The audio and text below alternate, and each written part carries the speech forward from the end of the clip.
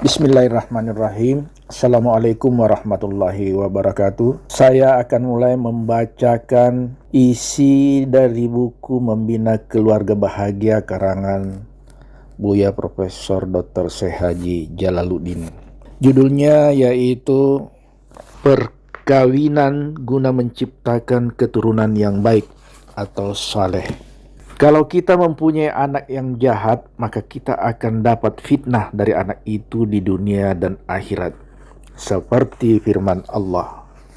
Maksudnya kira-kira, ketahuilah bahwa harta dan anakmu menjadi fitnah dunia akhirat.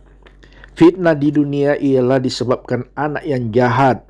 Ibu bapaknya mendapat malu pada sisi manusia dan menderita bermacam-macam kerugian lahir dan batin.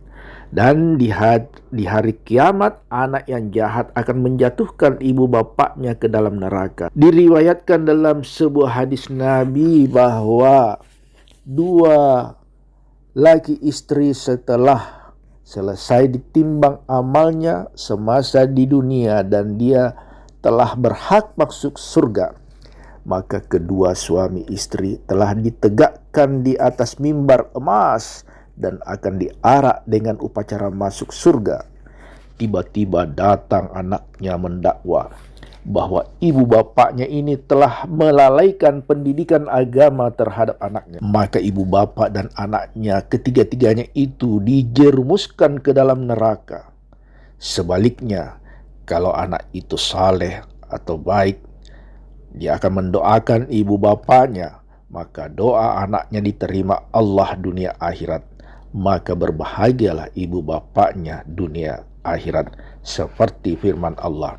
Maksudnya kira-kira, harta dan anak-anakmu itu perhiasan dunia akhirat. Lagi sabda Nabi Muhammad SAW, apabila mati anak Adam maka putuslah amalnya, melainkan yang tidak putus yaitu sedekah jariah atau wakaf yang berguna untuk umum, ilmu yang bermanfaat seperti mengarang buku-buku atau mengajarkan ilmu yang baik, dan anak yang saleh yang mendoakannya. Supaya kita mendapat anak yang saleh, maka hendaklah kedua suami istri itu berlaku saleh pula. Sebaliknya, jika suami itu jahat, maka anak yang dilahirkan jahat pula.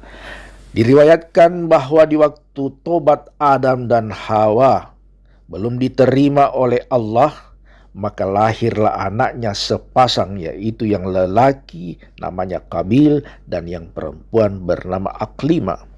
Maka kedua anak itu adalah durhaka kepada Allah disebabkan dia dikandung di waktu tobat ibu bapaknya belum diterima Allah. Kemudian sesudah taubatnya diterima Allah, maka lahirlah anaknya sepasang laki-laki dinamainya Habil, yang perempuan bernama Labuda. Maka kedua anak ini beramal saleh dan taat kepada Allah. Di waktu kedua pasang anak ini membuat undian, membuat korban, maka diterima Allah korban si Habil dan si Gabil yang menjadi durhaka kepada Allah serta membunuh saudaranya si Habil.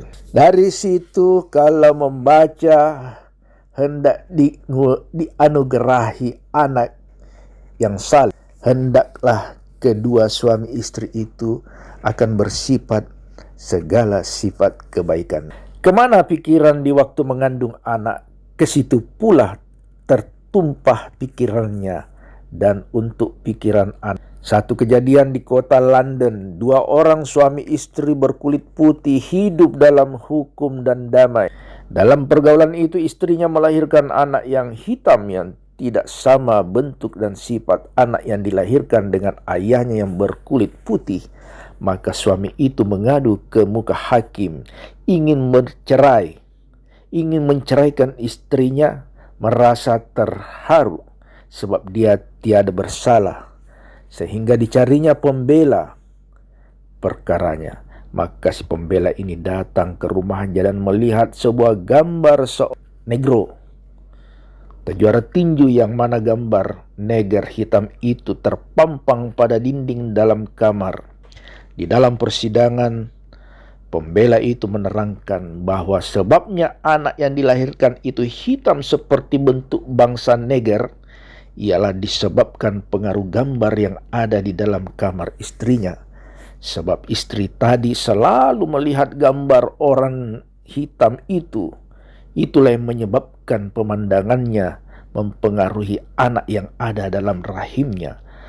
Maka perceraian tadi tidak disahkan sebab istrinya tidak bersalah.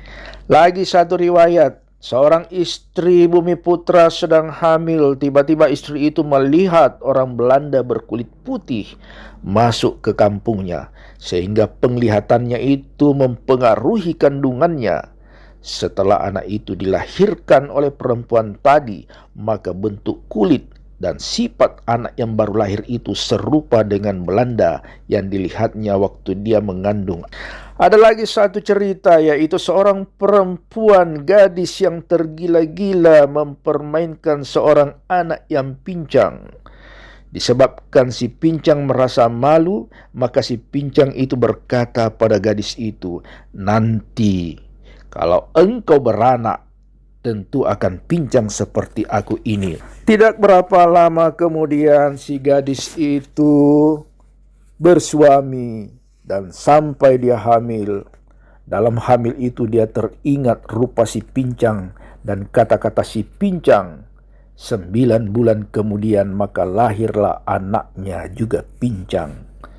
Demikianlah banyaknya contoh-contoh bahwa sifat ibu di waktu mengandung anak sangat mempengaruhi jiwa dan sifat anak yang di dalam rahim itu akan ikut pula. Dalam beberapa riwayat yang telah dipaparkan tadi, dapatlah kita mengambil kesan yang nyata bahwa jika ibu bapa taat kepada Allah, maka insya Allah si anak yang dalam rahim pun akan taat kepada Allah. Dari situ dalam undang-undang Islam ada diterangkan cara tata tertib persetubuhan suami istri dan cara-cara menjaga anak yang di dalam rahim. Maksudnya menjaga agar supaya anak itu nanti bakal menjadi anak yang berbahagia dunia dan akhirat. Alhamdulillah, insya Allah kita lanjut lagi pada judul yang lain. Sekian, assalamualaikum warahmatullahi wabarakatuh.